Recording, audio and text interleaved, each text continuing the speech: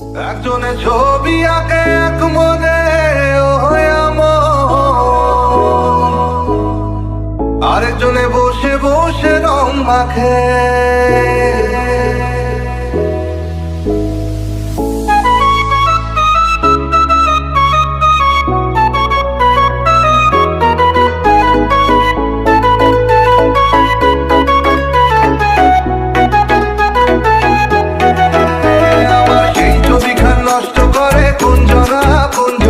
সেই ছবিখান নষ্ট করে কোনজনা। তোমার ঘরে